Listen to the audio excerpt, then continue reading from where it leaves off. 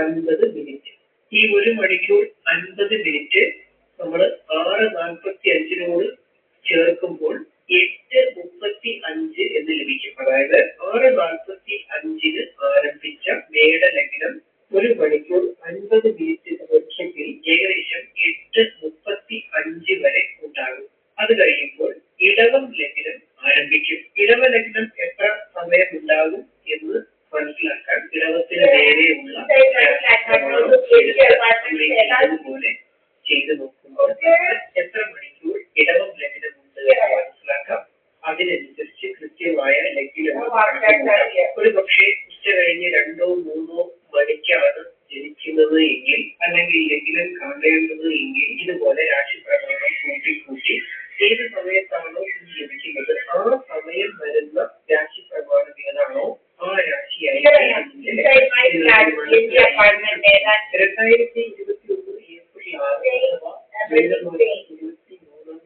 പുലർച്ചെ 7 മണിക്ക് ജനിച്ച കുഞ്ഞിന്റെ ലഗ്നം മേടമാണോ എന്ന് നമുക്ക് ഓൺലൈനായിട്ട് ഒന്ന് ചെക്ക് ചെയ്ത് നോക്കാം. അങ്ങനെ നമ്മൾ ചെക്ക് ചെയ്ത് നോക്കുമ്പോൾ ലഗ്നം രേഖപ്പെടുത്തിയിരിക്കുന്നത് മേടം രാശിയിൽ തന്നെയാണ്. അപ്പോൾ നമ്മൾ കണ്ടുപിടിച്ചത് ശരിയായല്ലേ. ഇനി നമുക്ക് 1-2 കാര്യങ്ങൾ കൂടി പരിശോധിച്ച് നോക്കാം. അതിലൊന്ന് നമ്മൾ പറഞ്ഞിരുന്നു 6:45 വരെ അന്ന് മീനം ലഗ്നമായിരുന്നു എന്ന്. അപ്പോൾ നമുക്ക് 6:45 ജനിച്ച അല്ലെങ്കിൽ 6:45 എന്ന സമയത്തെ ലഗ്നം ഏതാണ് എന്ന് ഒന്ന് എടുത്തു നോക്കാം. ഇത് കണ്ടില്ലേ, 2021 ഏപ്രിൽ 6 നമ്മൾ പുലർച്ചെ 6:45 ആ ഒരു സമയത്തെ ലഗ്നം എടുത്തപ്പോൾ മീന ലഗ്നമാണ് കാണുന്നത്. നമ്മൾ പറഞ്ഞിരുന്നു 6:45 ശേഷം, അതായത് 6:46 മുതൽ മേടം ലഗ്നം ഉദയം ചെയ്യുന്നത്. അങ്ങനെയെങ്കിൽ നമുക്ക് 6:47 ഇതേപോലെ ഒരു ഗ്രഹനിലയം നോക്കിയാലോ. ലഗ്നം എവിടെയാണ് രേഖപ്പെടുത്തിയിരിക്കുന്നത് നോക്കുന്നത്. ഇത് കണ്ടില്ലേ, നമ്മൾ പറഞ്ഞിരുന്നു മേട ലഗ്നത്തിലേക്ക് കടന്നത് 6:45 പക്ഷെ ഇവിടെ നമ്മൾ 6:47 എടുത്ത് നോക്കിയപ്പോഴും ലഗ്നം ഇപ്പോഴും നിൽക്കുന്നത് മീനം രാശിയിൽ തന്നെയാണ്. എന്നാൽ 6:48 ലഗ്നം നിൽക്കുന്നത് മേടം രാശിയിൽ. അതായത് നമ്മൾ കണക്ക് കൂട്ടിയപ്പോൾ ആദ്യം 6:45 ശേഷം മേടം രാശിയിലേക്ക് ലഗ്നം കടന്നു എന്ന് നമ്മൾ ജനിച്ചെടുത്തു. പക്ഷേ കമ്പ്യൂട്ടറിൽ നമ്മൾ ചെയ്തു നോക്കുമ്പോൾ 6:48 മീനം രാശിയിൽ നിന്ന് മേടം രാശിയിലേക്ക് ലഗ്നം കടന്നത്. 6:45 6:48 ഇടയ്ക്ക് ഏകദേശം 3 മിനിറ്റിന്റെ വ്യത്യാസം ഉണ്ടായിരിക്കുന്നു. ഇത് നമുക്ക് പറ്റിയ തെറ്റല്ല, മറിച്ച് നമ്മൾ എടുത്ത രാശി പ്രമാണത്തിന്റെ കുഴപ്പമാണ്. അതാണ് ഞാൻ ആദ്യമേ പറഞ്ഞത്. നമ്മൾ ഒരു സ്ഥലത്ത് ഒരു പ്രത്യേകിച്ചാൽ അല്ലെങ്കിൽ സംഭവം നടന്നാൽ ലഗ്നം കണക്കാക്കുമ്പോൾ ആ സ്ഥലത്തിന്റെ രാശി പ്രമാണം നമ്മുടെ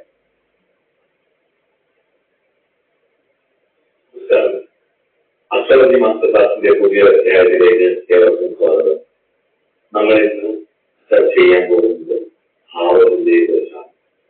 ഭാവത്തിന്റെ ഒന്നാമത്തെ ഭാവമായിട്ടുള്ള ലഗ്നാധിപതി. ഒന്നാമത്തെ ഭാവത്തിന് ലഗ്നം എന്നാണ് പറയുന്നത്. ലഗ്നാധിപതി വിവിധ ഭാവങ്ങളിൽ നിന്നാൽ ഉണ്ടാവാം വിശേഷകരമായിട്ട് പ്രവർത്തിക്കേണ്ടതായിട്ടുള്ള ഫലങ്ങളാണ് ചർച്ച ചെയ്യുന്നത്. അപ്പം ഈ ഒരു പുതിയ സീരീസിലേക്ക് എല്ലാവർക്കും സ്വാഗതം.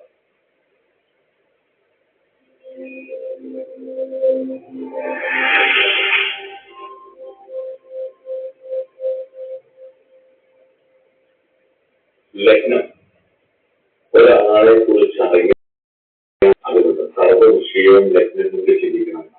അതിനെ ലഗ്നത്തെയും കൊണ്ട് ചിന്തിക്കണം എന്നാണ് ആചാര്യം പറയുന്നത്. ആ വ്യക്തി തന്നെയാണ്, അയാളുടെ ആത്മബോധമാണ്, ആത്മാവാണ്, അയാളുടെ ശിരസാണ്, ഈഗോയാണ്, സർവ്വ ലഗ്നമാണ്. അപ്പൊ ലഗ്നാധിപൻ വിവിധ ഭാവങ്ങളിൽ നിന്നാൽ ലഗ്നത്തിൽ നിന്നാണ് സ്വന്തം കഴിവുകൊണ്ട് വിജയം ജീവിതത്തിൽ സ്വന്തമായിട്ട് തീരുമാനങ്ങൾ എടുക്കാനുള്ള കഴിവ്, സ്വന്തമായിട്ടൊരു ക്യാരക്ടർ ഉണ്ടാവുക, അതുപോലെ തന്നെ പല കാര്യങ്ങളും അവനവന്റെ രീതികൾക്കനുസരിച്ച് അവൻ ഇഷ്ടപ്പെടുന്ന രീതിയിൽ അത് ചെയ്തെടുക്കാൻ മനസ്സിനുള്ളത് പോലെ തന്നെ മാനിഫെസ്റ്റ് ചെയ്തെടുക്കാനുള്ള ഒരു കഴിവ് ഉണ്ടാവും. മിക്കവാറും ലഗ്നത്തിലും അതിബലപ്പെട്ടു പോയാൽ വിവാഹ ജീവിതം, ആദ്യത്തെ വിവാഹ ജീവിതം പാളിപ്പോയിട്ട് രണ്ടാമത് വിവാഹ ജീവിതം വരികയോ അല്ലെങ്കിൽ റിലേഷൻഷിപ്പ് ബ്രേക്കപ്പ് ഒക്കെ വന്നിട്ട്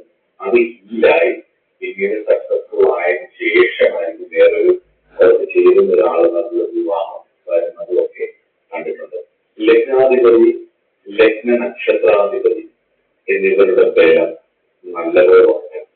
ഈ ലഗ്നാധിപതിയും ലഗ്ന നക്ഷത്രാധിപതിയും കൂടെ ഒരുമിച്ച് പരസ്പരം ചേർന്ന്, അതായത് പരസ്പരം കുസ്തികളൊന്നുമില്ല, പരസ്പരം ശത്രുക്കളൊന്നും അല്ലെങ്കിൽ പരസ്പരം ഒന്ന് നിൽക്കും ഒക്കെ 6-8-12 അല്ലെങ്കിൽ അല്ലെങ്കിൽ കഷാഷ്ടമോ അല്ലെങ്കിൽ 2-12 ഒന്നും അല്ല എന്നുണ്ടെങ്കിൽ പ്രശസ്തി ഉണ്ടാവും. ലഗ്നത്തിന് ബലപ്പെടുമ്പോൾ സ്വാഭാവികമായിട്ടുണ്ടാവുന്ന കോൺഫിഡൻസ് ഉണ്ടാവും. അതുപോലെ തന്നെ നാച്ചുറൽ ലീഡർ ആയിരിക്കും. ലീഡർ ആവാൻ വേണ്ടിയിട്ട് ട്രെയിനിങ് എടുത്തിട്ട് ലീഡർഷിപ്പ് കോഴ്സ് ഉണ്ടാക്കാൻ നോക്കിയിട്ട് അത് പ്രാവർത്തികമാക്കണമെങ്കിൽ ഉള്ളിൽ ഉണ്ടാവാം, അല്ലെ? അപ്പൊ ഇവിടെ നാച്ചുറലായിട്ട് ഒന്നും പഠിക്കേണ്ട, ലീഡർഷിപ്പ് കോഴ്സിലെ ഒന്നും ചെയ്യേണ്ട.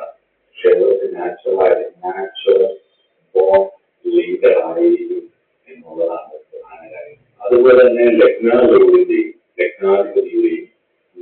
ലഗ്നത്തിന്റെ സ്ഥിരം വീണിരിക്കുന്ന അല്ലെങ്കിൽ ലഗ്നാവിൽ പോയി നിൽക്കുന്ന നക്ഷത്രത്തിന്റെ അധിപതിയുടെയോ ലഗ്നാവിൽ പോയി അംശിച്ചിരിക്കുന്ന രാശി അധിപതികളെയോ ഒരു സ്വഭാവ സവിശേഷതകളായിരിക്കും വെക്കുവാൻ. അല്ലെങ്കിൽ ഇതൊരു കോമ്പിനേഷൻ ആയിരിക്കും. ഒരു ജാതകം എന്ന് പറയുന്നത് ഞാൻ പറഞ്ഞിട്ടുണ്ട് പല ക്ലാസ്സുകളിൽ വീണ്ടും ആവർത്തിന്ന് മനസ്സിലാക്കാൻ വേണ്ടിയിട്ടാണ്. അതായത് ഒരാളുടെ ജാതകത്തിലെ ഘടന എന്ന് പറയുന്നത് 9 ഗ്രഹങ്ങളുടെ പെർമുട്ടേഷൻ കോമ്പിനേഷൻ, അതിന്റെ നിശ്ചിതമായിട്ടുള്ള ഒരുപാട് കാൽക്കുലേഷൻസ് ആകെയാണ്. ഒരു വലിയ സബ്ജക്റ്റുകൾ പറയുന്നത് ലഗ്നാധിപതി, ലഗ്ന നക്ഷത്രാധിപതി, ലഗ്നം ആധിപതി പോയി നിൽക്കുന്ന നക്ഷത്രാധിപതി, ലഗ്ന നക്ഷത്രാധിപതി എന്ന് പറഞ്ഞാൽ ലഗ്നത്തിന് കൂടാൻ വേണ്ടി നക്ഷത്രത്തിനതി. അതുപോലെ തന്നെ ലഗ്നാധിപതി പോയി നിൽക്കുന്ന നക്ഷത്രാധിപതിയുടെ ഒരു സ്വഭാവം ഉണ്ടാവും. ലഗ്നാധിപതി പോയി നിൽക്കുന്ന നക്ഷത്രത്തിന്റെ അധിപൻ ഏതൊക്കെ ഭാവങ്ങളുടെ സ്വഭാവമുണ്ടോ, ആധിപത്യമുണ്ടോ, അതെല്ലാം ലഗ്നാധിപതിയുടെ കൊടുക്കുകയും ഈ ഫലങ്ങളെല്ലാം തരുന്നത് ദശയും ആണ്. അപ്പം ഈ ഗ്രഹങ്ങളുടെ പരസ്പര ചേർച്ചകളുടെ അല്ലെങ്കിൽ ഇവരുടെ പരസ്പര സ്വഭാവങ്ങൾക്കനുസരിച്ചിരിക്കും ഇവരുടെ ടെമ്പറാമെന്റ് ആൻഡ് പേഴ്സണാലിറ്റി, ധർമ്മം അധർമ്മം ഒക്കെ ഈ പറഞ്ഞ ഗ്രഹങ്ങളെ ചെയ്തിരിക്കും എന്നുള്ളത് ഓർത്തു വെക്കേണ്ടതാണ്. കുറേയധികം ജാതകങ്ങൾ കഴിഞ്ഞ് നമുക്ക് മനസ്സിലാവുകയും ചെയ്യും. ലഗ്നാധിപതി ലഗ്നത്തിൽ തന്നെ നിൽക്കുകയും അതിന് പാവകന്റെ മക്കൾ അറിയുകയും ചെയ്തു കഴിഞ്ഞാൽ പൊതുവെ ഈഗോ സെൻട്രിക് ആയിരിക്കും, ഈഗോകളായിരിക്കും. അതേപോലെ തന്നെ NPD നാർസിസിക് പേഴ്സണാലിറ്റി ഡിസോർഡർ ഉള്ളവരായിരിക്കും. ഇവർക്ക് എങ്ങനെയാണ് സമൂഹത്തിനെ മാനിപ്പുലേറ്റ് ചെയ്യാൻ അവർക്ക് കഴിവുള്ളവരായിരിക്കും. അത് നേരിട്ടായിട്ടാണ് നല്ല ബലത്തോടുകൂടിയിട്ടാണ് ലഗ്നാധിപതി ലഗ്നത്തിൽ നിൽക്കുന്നത് എങ്കിൽ അതിന് മറ്റ് പാവബന്ധമോ പാവബന്ധിക്കുകയോ പാവകൃഷ്ടിയോ അതേ ലഗ്ന നക്ഷത്രാലും ലഗ്നാവിനും തമ്മിൽ പരസ്പര ബുദ്ധിയോ യുദ്ധമോ ഒന്നും ഇല്ലെങ്കിൽ അയാളുടെ പേഴ്സണാലിറ്റി വേറെ ആൾക്ക് ദോഷമായിട്ട് ഉണ്ടാക്കില്ല, അവരുടെ ഈഗോ വേറെ ആൾക്ക് ദോഷമായിട്ട് വരില്ല. പക്ഷേ ഇവിടെ നമ്മൾ ശ്രദ്ധിക്കേണ്ട ഒരു കാര്യം എന്ന് പറയുന്നത് ഈ വ്യക്തിക്ക് പാവബന്ധം വന്നാൽ, ആ ലഗ്നത്തിന് പാവബന്ധം വന്നാൽ, ലഗ്നാവിലെ ലഗ്നത്തിൽ നിന്നാൽ ഇപ്പോഴത്തേക്കായിരുന്നു. അതുപോലെ തന്നെ ഇതിനെക്കുറിച്ച് മോശമാണ് ചുറ്റുപാടുമുള്ളവരാണ്. ആ ചുറ്റുപാടുമുള്ളവരോട് പഠനം അത്രയും ഇന്നത്തെ ഫേസ് നല്ല രീതിയിൽ സെലക്ട് ചെയ്യാൻ വേണ്ടിയിട്ട് ബോധപൂർവ്വം ഉണ്ടാവുന്ന അതാണ് NPD പലപ്പോഴും ഉള്ളവരുടെ കാര്യം പറയുന്നത് ശ്രദ്ധിക്കാറുണ്ട്. ഒന്ന് രവിയും അതേപോലെ ഈഗോകളാണ്. അതേപോലെ തന്നെ ഈ ലഗ്നത്തിന്റെ കാര്യം രവിയാണ്. ലഗ്നാധിപതി രവിയുമായുള്ള ബന്ധവും ലഗ്നത്തിൽ ഓവർ ചെലപ്പെട്ട് നിൽക്കുകയും അന്യൻ വിഭവത്തിന്റെ വളരായിരിക്കും. അതേപോലെ അടുത്തത് സെൽഫ് ഫോക്കസ്ഡ് ആയിരിക്കും ഒക്കെ ഉള്ളതാണ്. പൊതുവെ ഇത്രയുമാണ് ലഗ്നാധിപൻ ലഗ്നത്തിൽ നിന്നാലുള്ള ഗുണഫലങ്ങളും ചെറിയ ദോഷഫലങ്ങളും പറഞ്ഞു. ഇനി നമുക്ക് ലഗ്നാധിപൻ 2ാം ഭാവം